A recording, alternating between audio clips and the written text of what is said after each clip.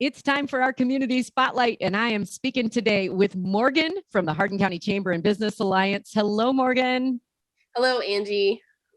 So many great things in this little area called Hardin County, and we just don't even know it all. So let's talk about what's going on in Hardin County. Yeah, so we have a lot. It's festival season. The summer's coming up. The sun's finally out. So we have a lot of things that are up and coming. One of the things that we have in June is our wine and chocolate walk. That takes place in our downtown courthouse area. Anything chocolate's good with me. Yes, it's awesome. It's June 24th. It's going to be from 5 to 8. If you don't know how the chocolate walk works, or if you haven't been before, we get some of the stores downtown to participate, and they have samples of wine and chocolate. The wines are all local, from local wineries and area wineries too, so that's awesome. A map of like which one is at which location? So we're actually going to have, it's going to be kind of random. So we'll have it all spread out throughout the night. And some of the wineries will actually be there, and they'll be able to sell you the wine. So once you try it, if you love it, which we had that happen a lot last year, it'll be available for purchase there too. So we have 11 of the downtown stores participating, which is a very large number of them. Yeah. And it's, I don't know if I said this, but June 24th from 5 to 8, we're going to have a Fork in the Road food truck. And then we're going to also have the J. Rosty Band live entertainment on the north side of the courthouse. So nice. It is limited. We have a cap on the event for 150 people. So if that sounds like it's up your alley, go to our website. You can click on the events and get registered. But it's a lot of fun. So it's free. You just have to register. It's not free. I think it's $20 per person. Okay. But the amount of wine you get is just about a bottle. So the price you'll get like basically a free bottle of wine plus chocolate treats. So, designated driver. yes, definitely. What we saw last year was a lot of couples. And so the wife would get the wine and shop, and the husband was kind of the partner and the chauffeur. So it was a fun event. Well, and even if people aren't into wine, the tasting is, you can take just a little taste of it, and they're so cool. The amount of wineries that are in our area that are so good, and they're all different. Absolutely. And like you said, the variety, and we're very lucky to have that many wineries in this area for sure. Yeah. That's been a new thing over the last 10 years or so. And I love it. Me too. Maybe 20 years. Time goes fast. So Fork in the Road, and is that the only food truck that's going to be out there? So we're looking for one more. I know one of the stores downtown has a connection. So I don't have a name, or it's not for sure confirmed yet, but there's probably going to be 2 at the event as well. Okay. But that'll all be on your community calendar as well. Absolutely. Okay. Awesome. And then we have our Eats on the Street. That's our big food truck festival every summer.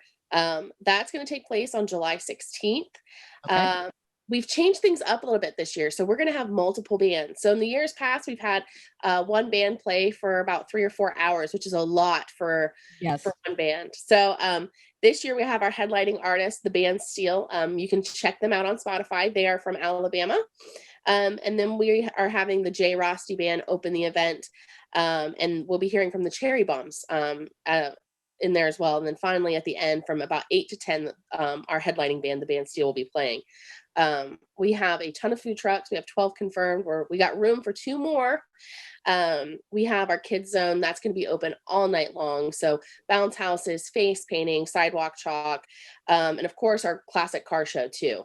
So a lot of different things. There's something for everybody at this festival. So that's why it's a really fun time. We also have our beer tent, beer sales. It's a good time to come down to the downtown Kenton area, get some food, get a drink, and listen to all the great musicians play. Yeah, I love that. And can I ask you a logistical question? How do you route the trucks that go through Kenton? Yes. So what we have to do is we have to have a very large team of volunteers for this event.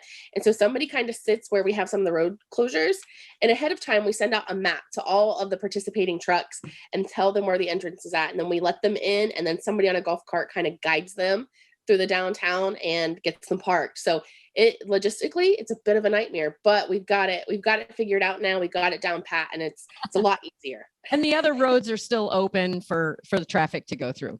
Yes, absolutely. So we just have kind of one corner of our square shut off for this. Gotcha. That way traffic doesn't get too crazy. Yeah, wonderful. And that's on, you said July 16th. What's the hours on that one? From 5 to 10. Okay. I'm gonna write that down. Yeah, absolutely.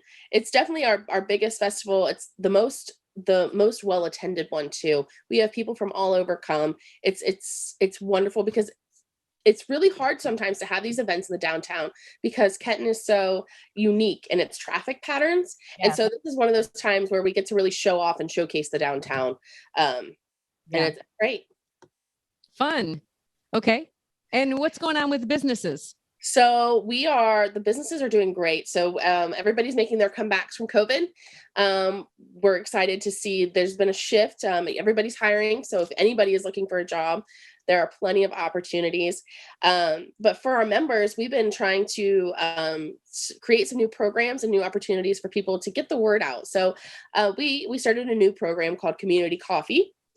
And we've been doing that since January. And since it's the first Tuesday of every month at 8 a.m. and it takes place in our office at our HCCBA conference room. If you don't know where that's at 225 South Detroit Street here in Kenton. And it's the first Tuesday of every month. And what we do is we invite a different member each month to talk to us.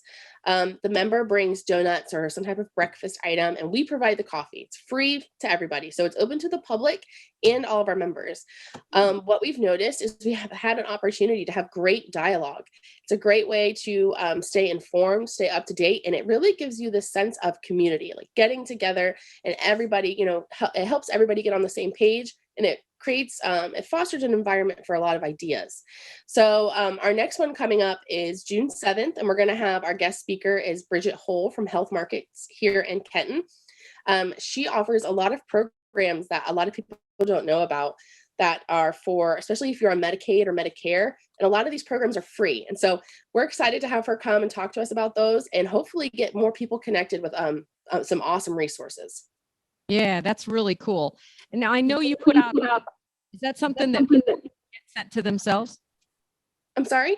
Can people get that newsletter of yours sent to them?